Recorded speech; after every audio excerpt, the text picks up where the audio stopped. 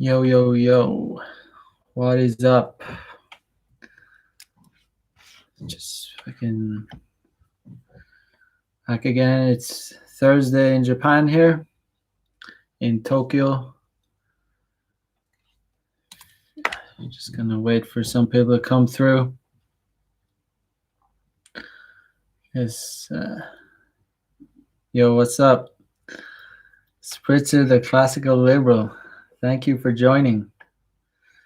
Yeah, so today it's gonna be, I want to talk about, being a foreigner in Japan and basically anything about Japan. And I want to say that I'm actually, you know, I'm actually really happy that I'm in Japan, especially looking at the way the world is going on right now. Japan is probably one of the freest places to be right now because things are going on as normal, pretty normal in Japan. The only the only thing that is kind of not normal is that more people are wearing masks in Japan now. More people. Because before, some people used to wear masks anyway. Um, what's up, Great Fox? Yo, yo, yo. Yeah, so like I said, the only difference is there's more people wearing masks than before. There's nothing that is and some people are wearing face shields and whatnot. But I don't wear any of that. Um, I've been out and about since this thing has started, all since January. I've been riding subways, riding trains. I don't get any hassle whatsoever. Sometimes, occasionally, some stores or some restaurants, some bars require you to wear a mask when you're going into the store. But as soon as you can get in, you can take it off. But that's only some places. Most places don't even have that. Um, yeah. So this, I don't know. I'm looking. I'm from Ireland, so looking at what's going on in Ireland really kind of freaks me out. Oh my god, I would not like to be in Ireland right now. That place is like gone past all my worst expectations. The way the things are going on in Ireland with the beer bug. Um, Total loss of freedom. It's really weird. Like considering Tokyo is like one of the biggest, well, densest cities in the world, huge population, over 30 million people, and we're packed onto trains. You can't do any like whatever, you know, social distancing.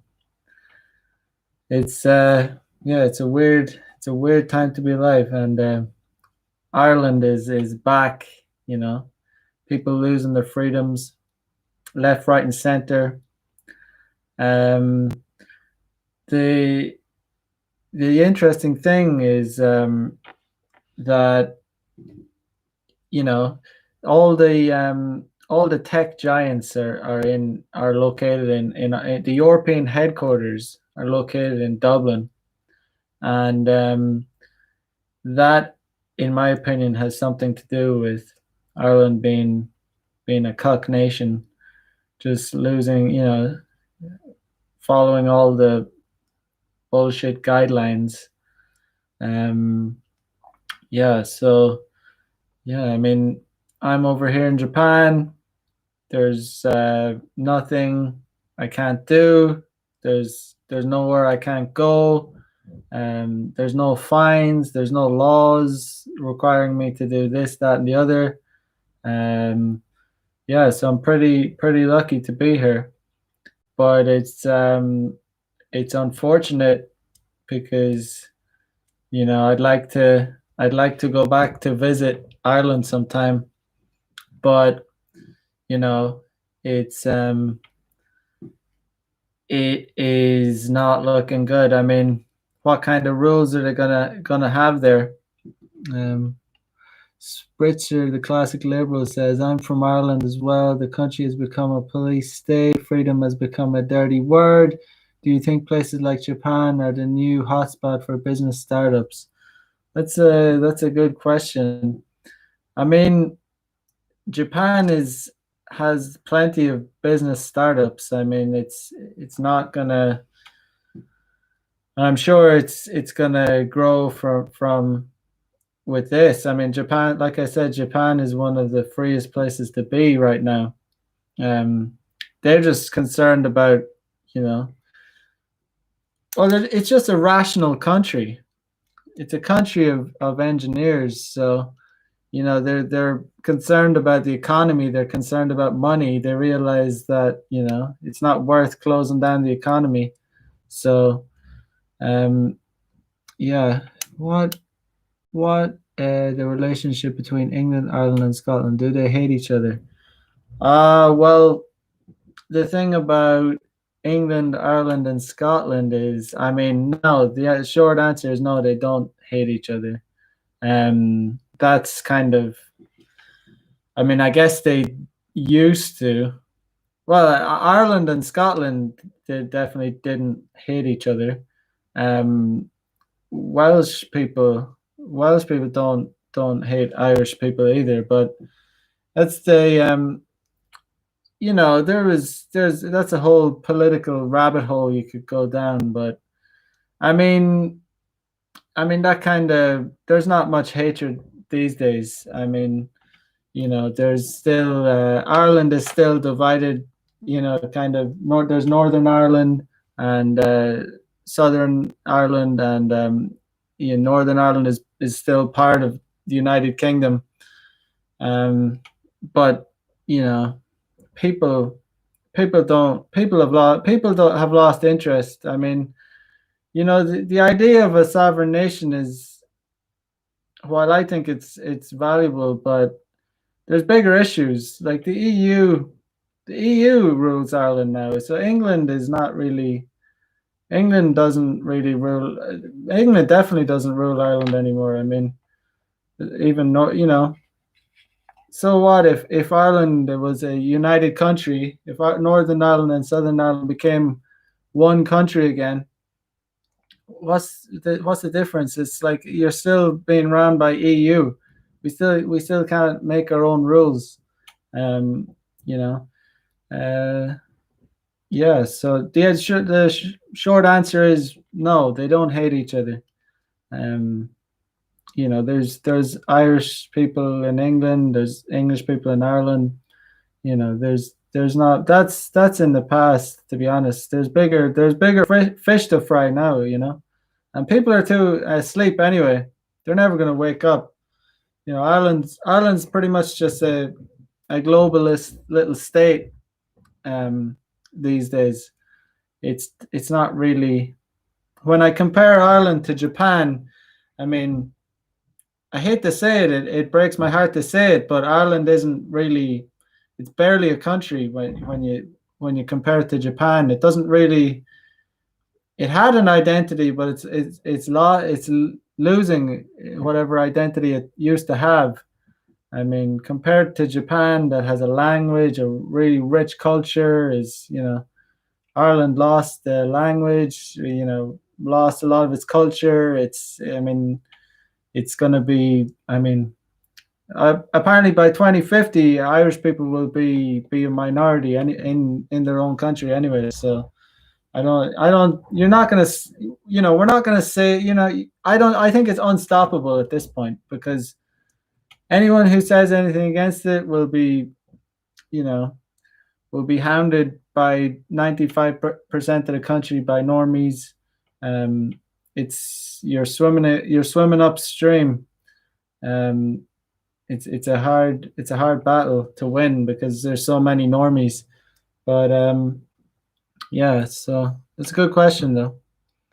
But back to Splitzer, the classic liberal. Yeah, Japan is an independent country. Like it's able to, it's self-reliant.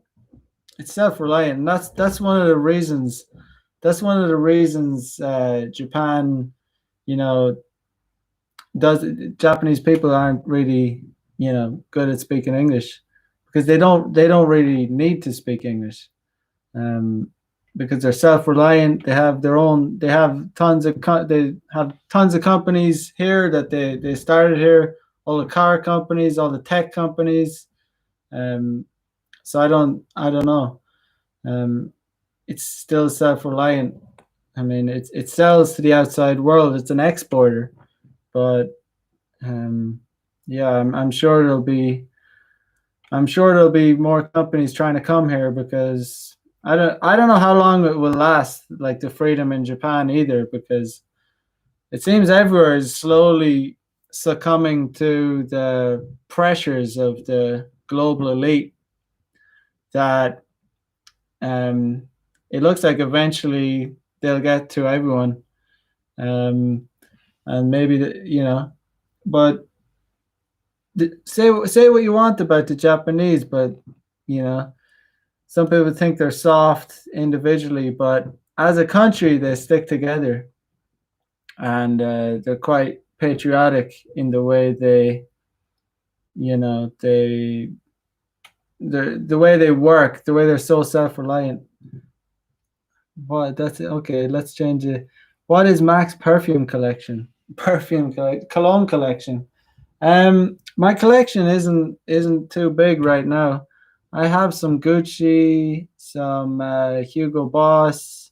Um, the best one I have is probably a Gucci, Gucci Guilty, and Gucci Guilty. I mean, women go crazy for that one. I mean, well, if you're wearing a good cologne, a good perfume, that'll seal the deal. So I can't emphasize how important some good cologne is. Surprise plays. What's up? Thanks for joining. Yeah, so you gotta have your cologne collection right. You gotta be smelling good because one of the most common fetishes for women is smell, and it's like if you're not aware of that, you're losing out. You're behind on your game.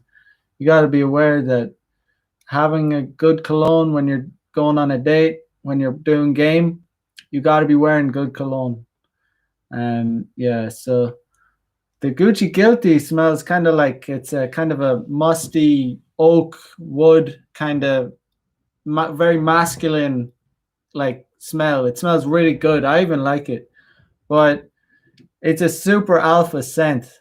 I recommend it to anyone because these when chicks get a smell of that, um, and it's really kind of an alpha smell. And I think you got to find a cologne that suits you. I think it suits me, especially because I have the facial hair, and yeah, it kind of suits my personality. Um, Rather than some colognes are like have this beach kind of style that doesn't really suit me.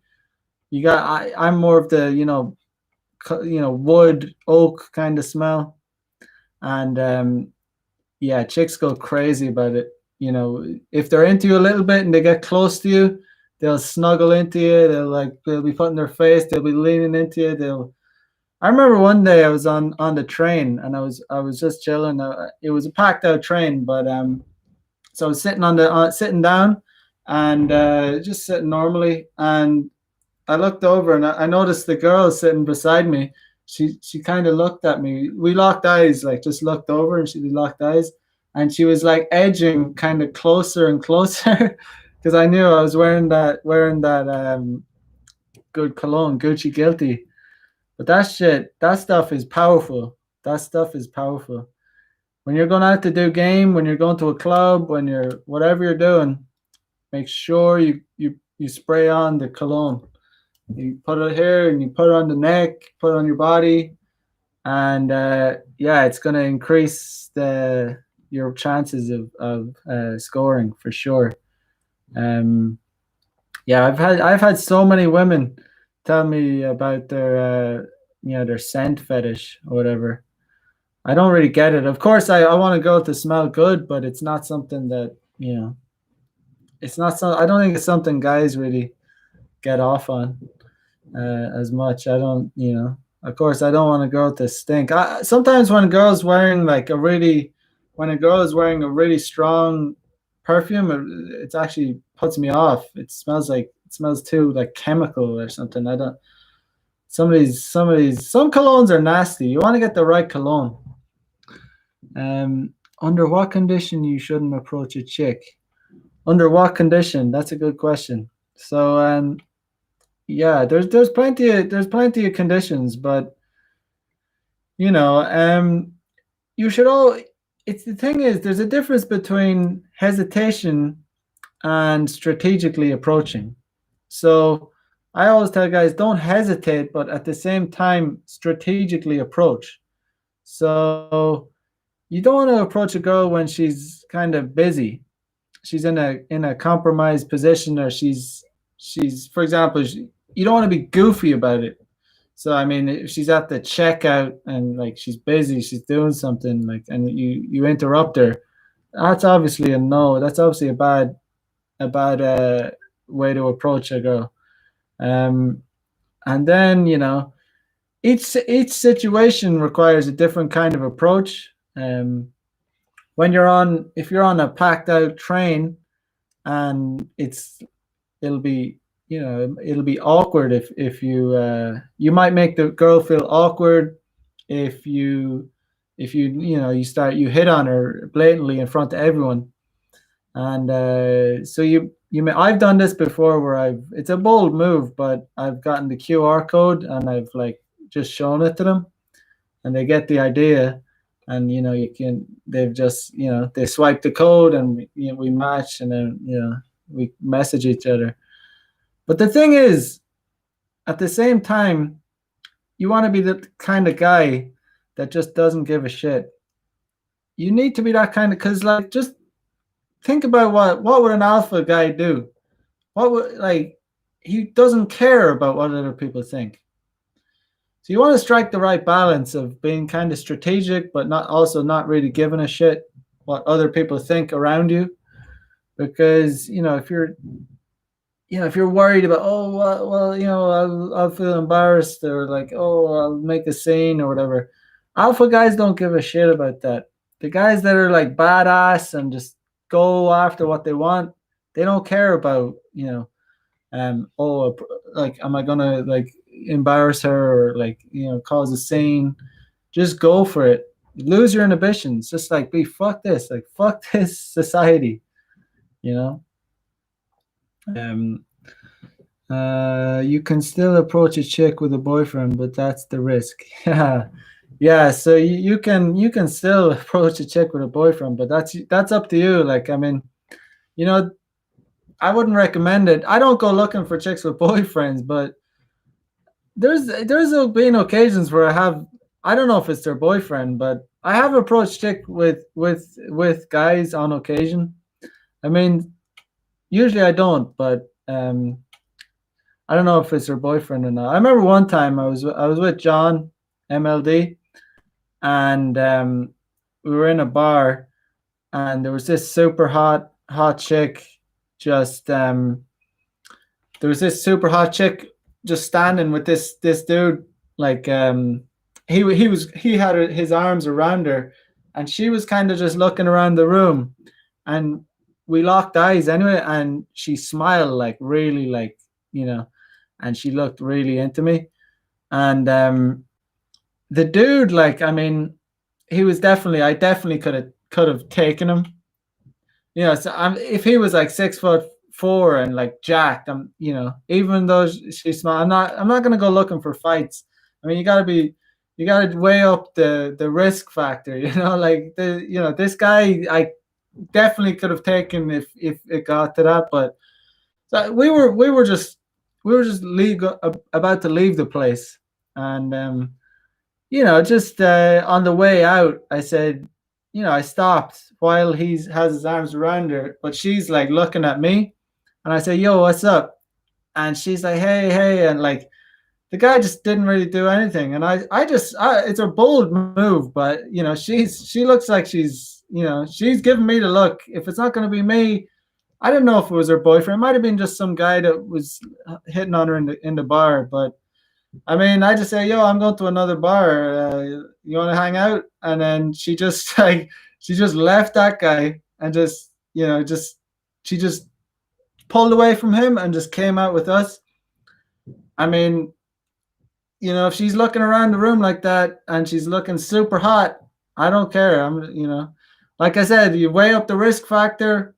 Like the dog eat dog world. It's not a pretty world. This is the kind of game.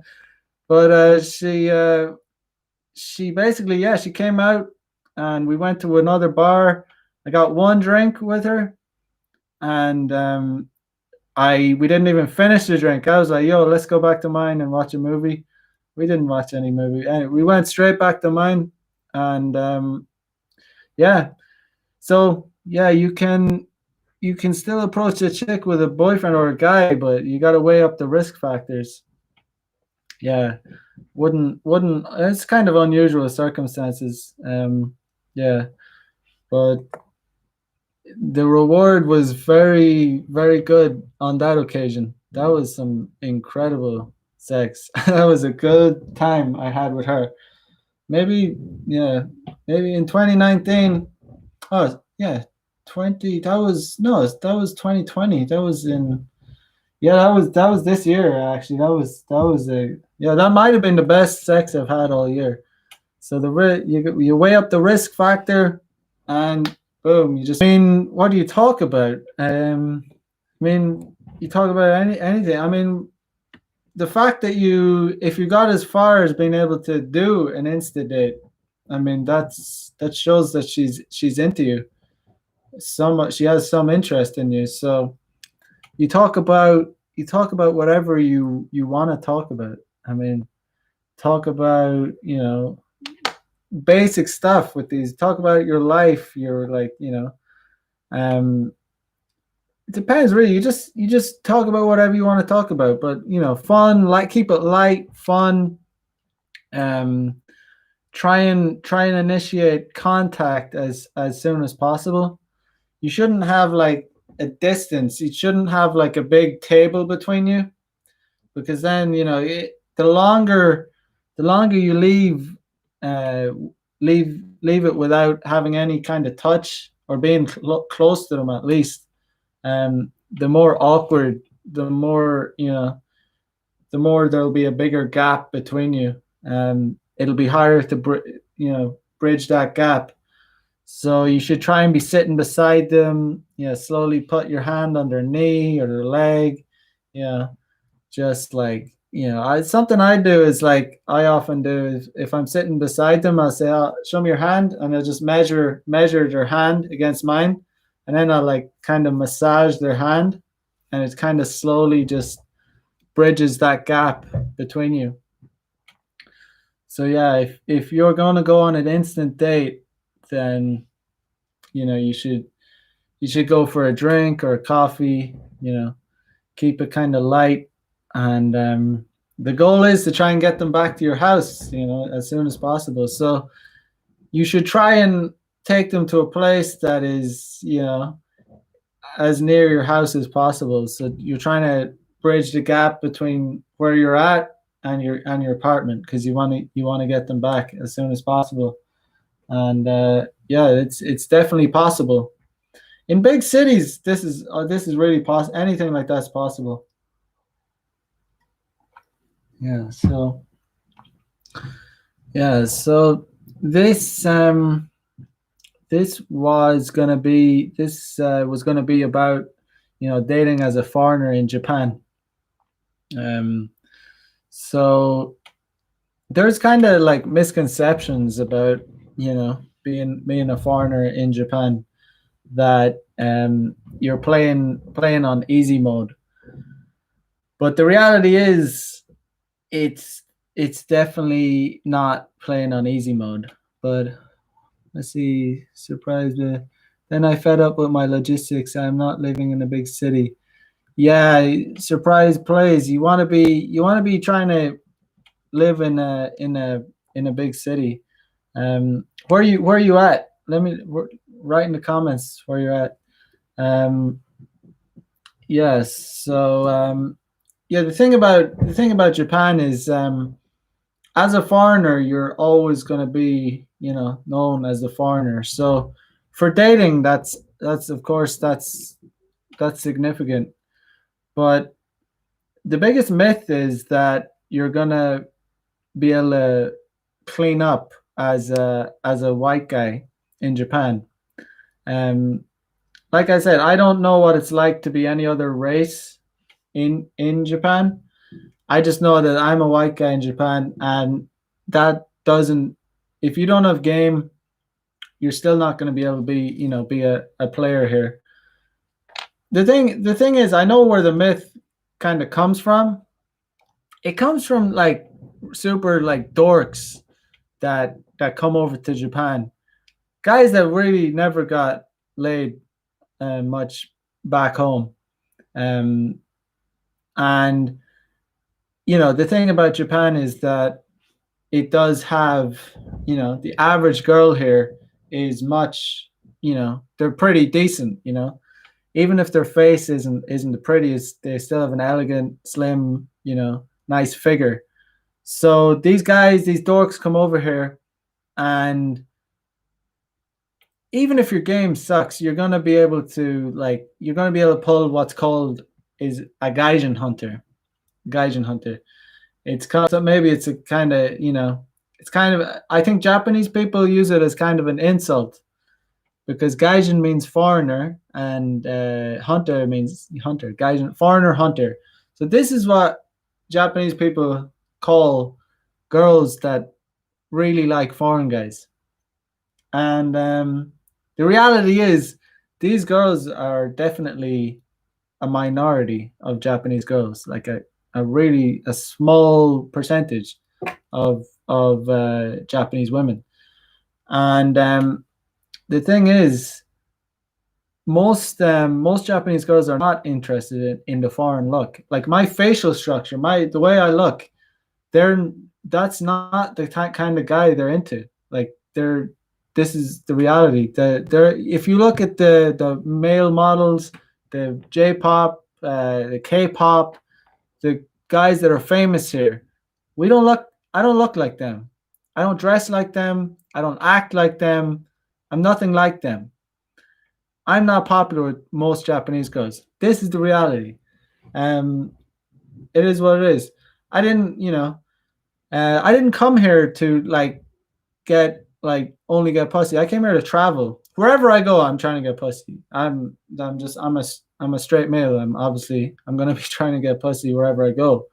Um, but the reality is, so you're dealing with yeah. So with Gaijin hunters, the women that like foreigners, these women also get really jaded too. They get jaded because they tend to sleep around a lot. Um, so they kind of have this kind of obnoxious attitude towards foreigners, because they've been through so many. So they're like, oh, I know what you're like. I bet you. They kind of know the deal with most foreigners that come here. So they're also kind of not the best. So I kind of try and avoid them. I try and avoid that. That's why I'm able to speak Japanese, so that helps a lot. Uh, so I can actually go outside of the Gaijin hunter kind of girl. I I'm not restricted to only the Gaijin hunter, because all the Gaijin hunter girls can speak English. Uh, they're all fluent, and usually quite fluent in English, because they're interested in foreign guys. Um. Okay. Yeah. Surprise plays. Munich is the next big city in Germany. Okay, yeah, Munich. Yeah, so I mean, Munich. Munich is how many people live in Munich? Munich, I thought was a big enough city.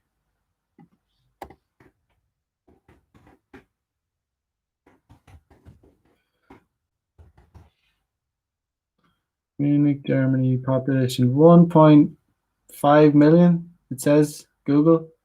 Yeah, yeah. So I mean, that's a big enough city, man. That's that's pretty big, man.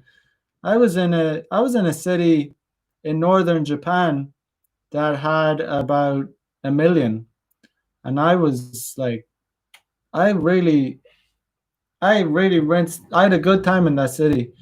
Um, After a few years, maybe if you're a serious player, if you're really going hard, you might kind of rinse it thin. Like you might get a bit of a reputation there, but does 1.5 is well big enough to play the field. Um, Definitely, you shouldn't be having problems there. You shouldn't. You should be able to play the field there. How old are you? Surprise plays. Um,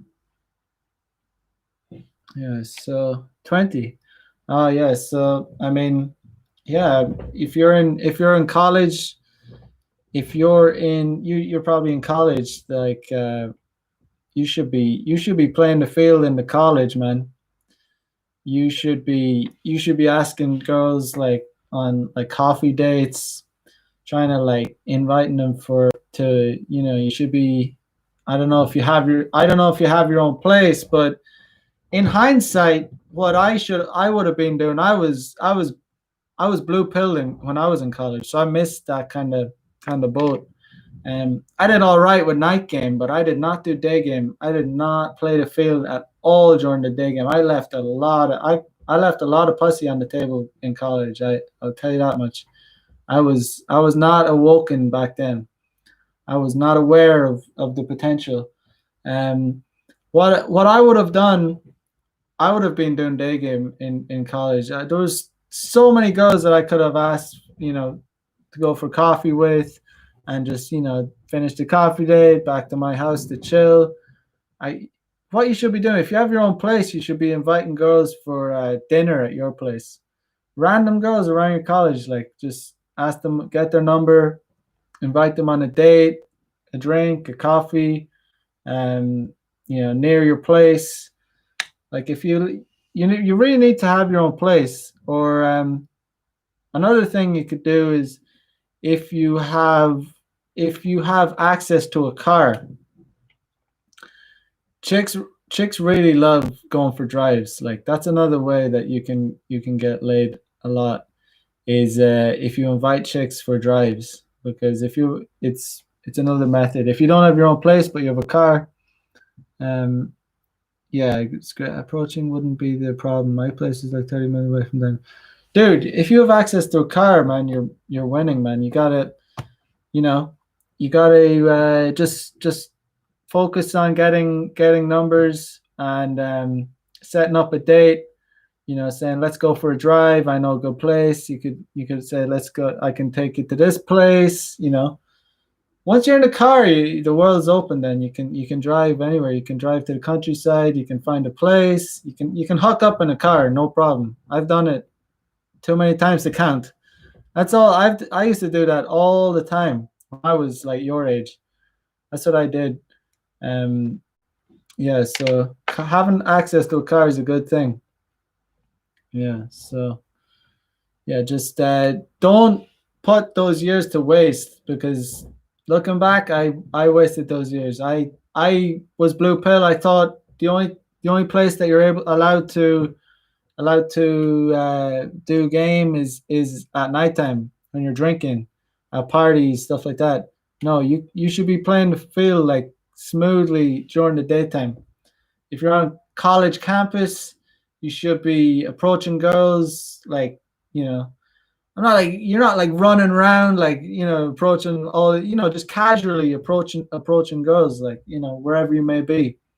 Um, girls, wherever, preferably girls not in your class or whatever. But whatever, it's college. I mean, who cares even if they are in your class? But just to make it less awkward if something goes down. But even if they are in your class, I still would, because it's college. That's the time when you have access to so many women. You should take advantage of it. So many guys don't. So many guys miss that opportunity because they don't know that they're in a good environment. They haven't developed enough to know that this is the best place you could be to do game. Uh, yeah, I mean, if it bothers you that you live so far away, you should try and get some cheap accommodation. Even do a share house with some friends. I don't know, is the rent expensive or what? But it's worth getting your own place, because when you live so far away, it can be a bit of a problem. But 30 minutes isn't that far. 30 minutes isn't too far. If I don't know if that's by car or yeah.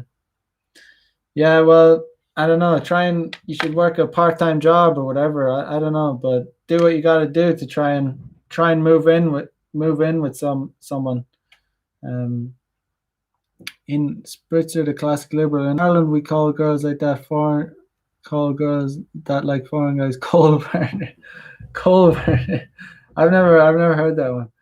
That's a new one for me. But yeah. So yeah, where was I? I was talking about Japan. Yeah. So yeah, I think I was saying that yeah, like Japanese girls by and large like these much more feminine kind of guys. And even when they're not feminine, they're just their face. It's a different kind. Look up K-pop stars. Look up J-pop. You'll see what I mean. They are, to be honest, they're very feminine. Um, yeah. So I'm. It's not as easy as most people think, and it's not. If you have game, you're not gonna have any problem, because these cities have such a vast amount of women, that you would seriously need to suck to not get anything. But what I'm trying to say is, if you're in Japan and you're a foreigner, you probably will do better than you do at in your home country, because you'll always have the Gaijin hunters. But it doesn't mean you can be a player.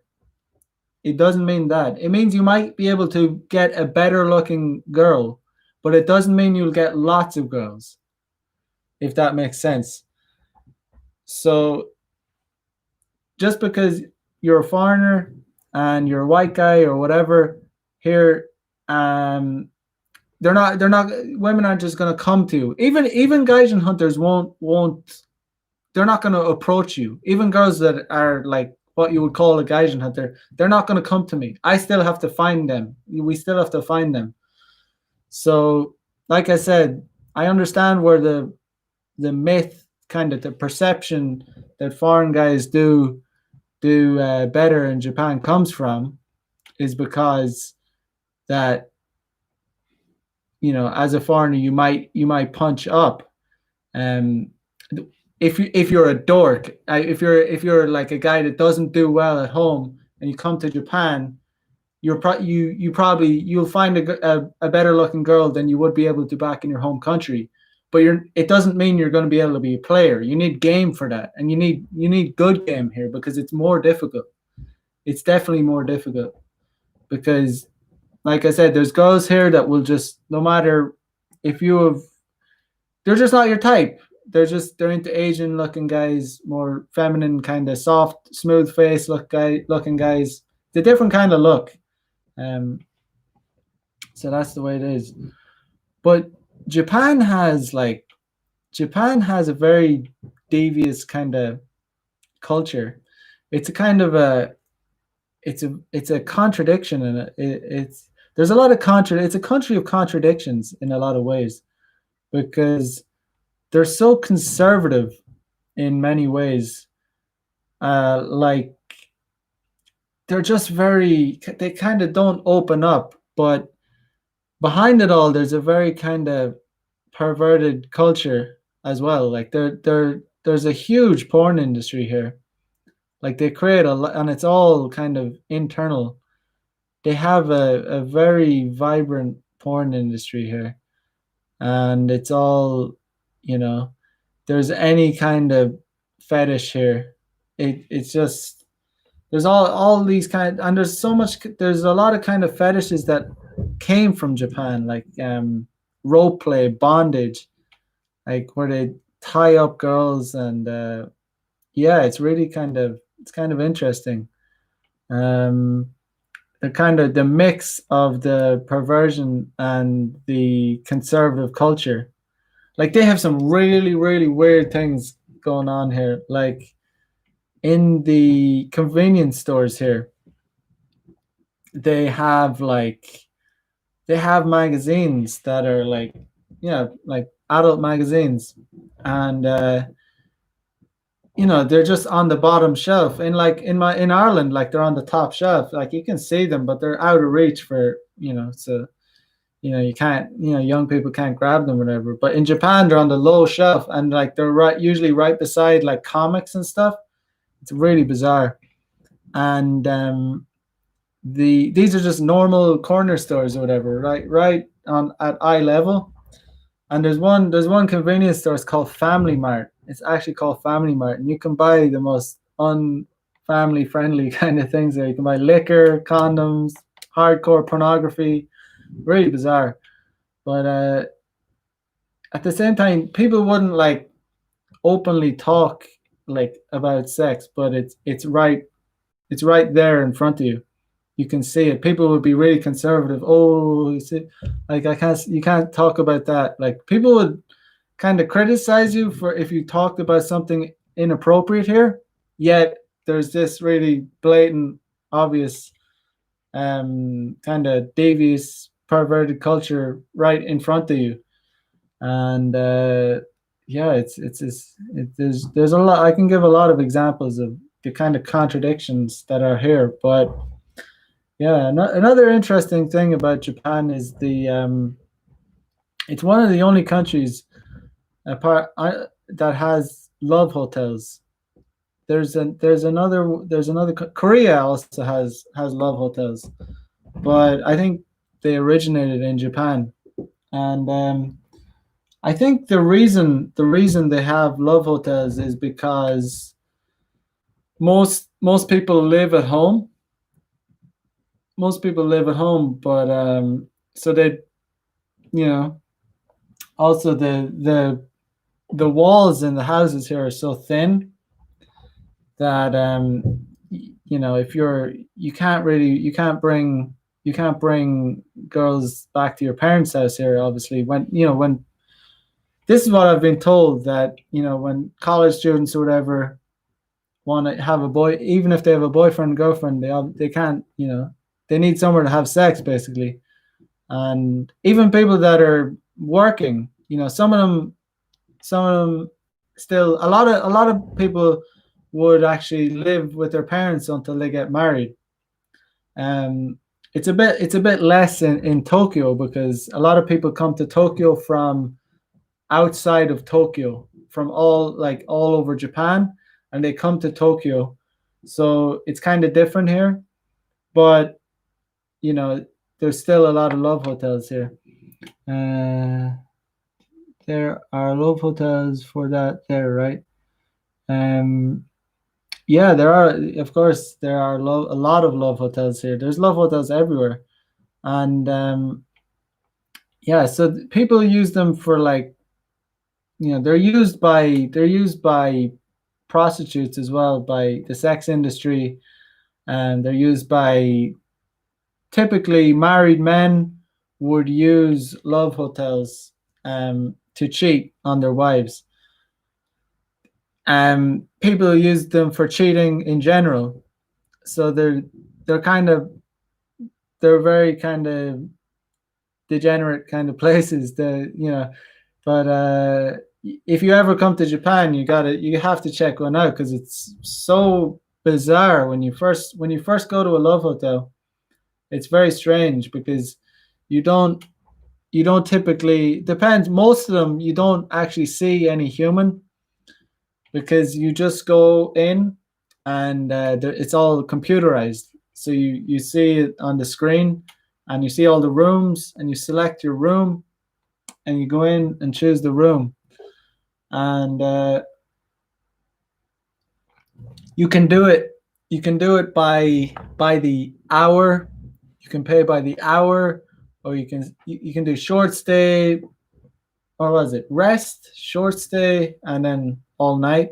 So I think there's usually typically three options. So you can do like 2 hours or like 4 hours or like all night. Um, so you can go in for a quickie, get a shower, brush your teeth. Like it's an experience, and yeah, they're seedy. Like I mean, they're for sex. I mean, there's always a big screen TV, and it's like it's only adult videos on it.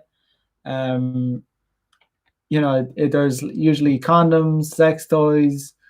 You can order cosplay for the girls. You can order food.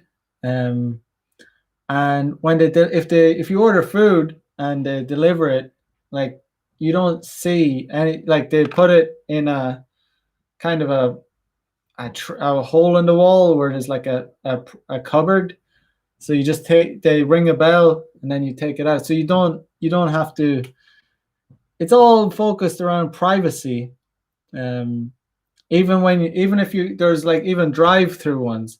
If you go to one in the countryside, there's kind of like there's ones where you drive in, you park your car, um, and there's always like there's a curtain to close so that they don't see your number plate.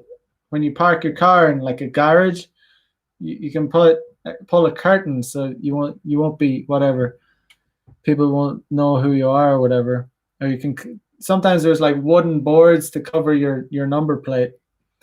So it's all about privacy because cheating in Japan is like cheating happens everywhere, all over the world. Like people cheat, but in Japan, I think it's kind of maybe it happens a lot more here. I think. Um, talk. Yeah, definitely would not like that housekeeping job. Someone's got to do it though. I'd say they see some shit. If you're a cleaner in one of those love hotels, oh my god. You must, yeah, that must be, yeah, you probably literally see shit sometimes. Um, what's up, Winston? Thanks for dropping by. Yeah, so yeah, that's love hotels. Yeah, the thing is in Japan, yeah, like I said, like cheating happens a lot here. Um, I know. Ask me how I know. Well, because I'm hooking up with wives, girlfriends. It's all you know. So I know all about it. But yeah, it's commonly known in Japan that why so if a couple are married, right? Um, Typically they stop having sex after the children are born. I'm sure this is common, in all countries and all. It's a kind of a human condition, maybe. This sex drops off after you have children, but I think it's even more so in Japan.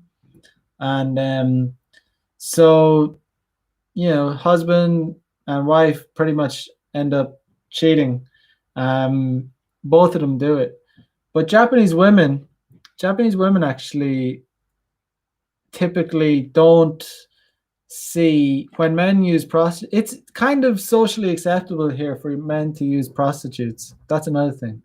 It's if you talk to a Japanese guy and they're over the age of whatever 18, it's very common.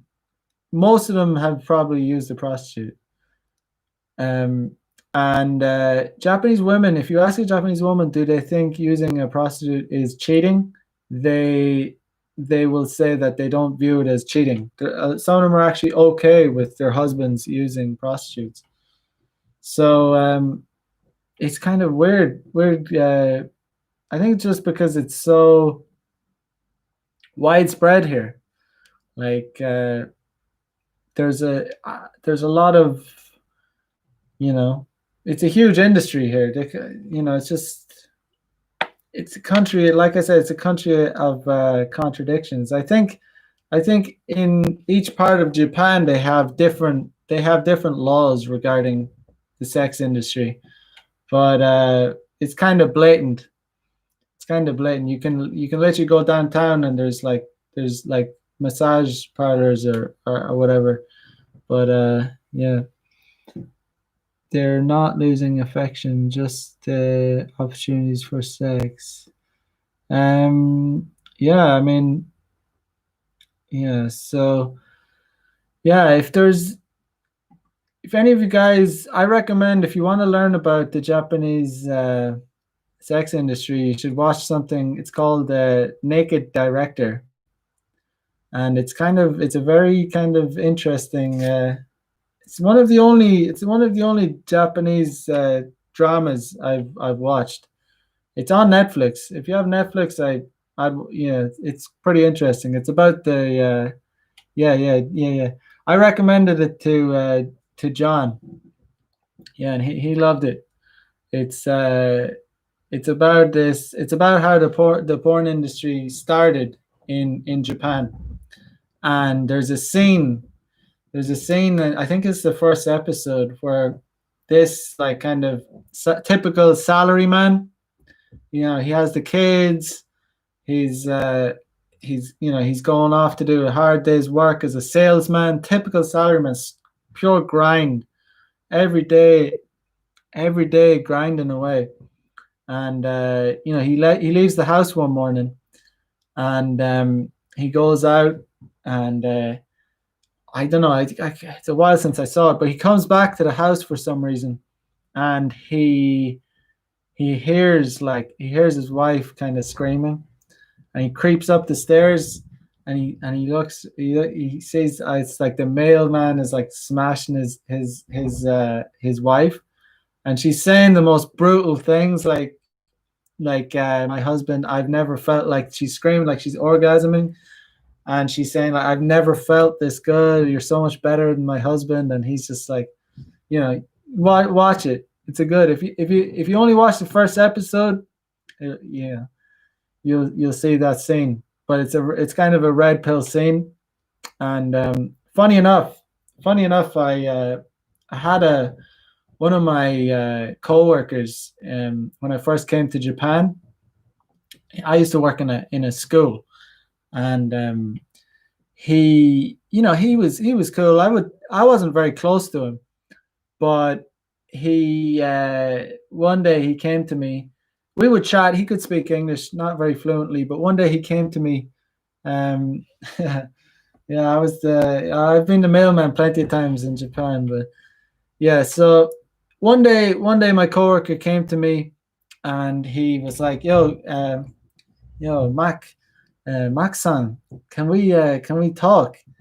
And I was like, "Sure." It was kind of weird the way he said it. I knew it's kind of unusual for him. So I was like, "Sure, what's up?" And he was like, "Yo, okay, can we talk in private?" And I was like, "Sure, okay, let's go." And we went to an empty classroom, and he sits me down and says, "Oh, something really bad happened today." And I was like, what's up?" Like, I was like, "Oh, it's really weird because we hadn't, I wasn't that close to him. Really wasn't. Just I was like, what happened?" And he was like, "Oh, I forgot my phone this morning, and I went back to my house." Um, and I was like, "Okay." So what happened? By the way, this guy's like 24. He's a young guy, 24 years old. And yeah, so I was like, "Yeah, you went back to your house. You forgot your phone. So what happened?" He's like, "Oh, so I knocked on my door. I tried to open the door. He tried to open the door with his key, and it was locked. And So he rang the doorbell, and then he was waiting. He was like, what's going on? Because his key should work. It was the door was obviously on the latch, so it had been locked from the inside. So he waited, and then he heard his wife come. He was married. He's 24. So he heard his wife come, and his wife opened the door, but it's on the latch. So she peeked out, and she looked like terrified when she saw him. She was like, "Oh!" Like she jumped back, and he was like, "Why is the door on the latch?" And she's like, "Oh, like why are you here? And what do you want?" And he's like, "I forgot my phone." Like, and she's like, "Oh, I'll get it for you." And he's like, "No, let me in. Like, what's going on?" And so she opens the door reluctantly, and like she's wearing like a dressing gown or whatever. But he sees these shoes, like these runners, like because in Japan you take off your shoes at the door, and there's these sneakers at the door, and he's like, "Whose sneakers are these?" He's starting to put two and two together. He's, it's obvious at this stage there's something going on. So yeah, eventually his wife just he basically like goes up, and he knows something has happened because there's sneakers at the door. He's like, "Whose sneakers are these?" She won't tell him whose they are. So eventually he after like losing, because he knows there's been pretty much, he's put two together. He knows there's been a guy in the house. So basically she admits that there's this guy has there was a guy there, and he ran away, but she's like, "Oh, it was just a friend. It was just a friend, but he was scared because you came, and he thought something might happen." So the guy actually escaped. The guy that was in the house escaped through a back window, and like left his shoes. Like I don't even know if he was apparently like half dressed, like escaped out the back window. And so basically he demanded that his wife like call the guy, and tell him to come back to the house. And so yeah, he came back to the house like reluctantly. And the guy, like, Japanese people don't fight. They don't fight. Like, that guy was like, he came back to the house, and that guy, he just told him, like, I think according to my coworker, he just told him, get out of my house, and threw his shoes at them or something. Japanese are very civil. Like, it's not an aggressive country. It's probably the safest country I've been in. But that was reminded me of the scene from the Naked Director in the first episode. That I actually, so it was amazing that guy told me that story. And he just told me he needed to tell someone. I think, because I'm a foreigner, in a way he might, I was like an easy, I was, he could, tell me he could tell me his problems, because if he was too ashamed to tell Japanese people. What's up, John? You are a mod. Made you already. Um, so yeah, that stuff happens in Japan. It's yeah, there's a lot of naughty housewives here. There's a lot of naughty housewives, because in Japan the women still strive to be housewives. So they're still very feminine, even though a lot of them still have to work, because that's the world we live in. You know, unlike Western women, Japanese women realize that it's a good deal if they get to be a housewife. Uh, so they still strive to be a housewife, but the work culture here is so crazy that there's a lot of bored housewives, because the men go off to work, they're treated like slaves, and they slave away till like some of them come home late at night, and their wives are just, when the cat's away the mice will play. And there's a lot of cheating that goes on in this country, and bored housewives. The kids are at school, she's at home, nothing to do. So That stuff is real. That stuff really does happen. Not only is it have I seen it on TV dramas, but real life, backed up by real life stories from Japanese people. And I have also engaged in, I don't. I have never went to a dude's house. I don't think I would. That's too disrespectful. I wouldn't go to someone's house. Yeah. Um, but housewives can come to my house. That's no problem. Yeah. So yeah, that's my stories for today. Um, yeah. So probably gonna call it there. Thanks for dropping by. If you're in the chat, if you've any last questions, hit me up. Um, yeah, cool. Yeah, I'll be back tomorrow night again. And yeah, drop by. As usual, like, comment, subscribe if you haven't already. And yeah, I'll be doing this show Monday to Friday, Japanese time, 8 p.m. And yeah, I'm gonna call this show probably from next week. I'm gonna call it what was I gonna call it?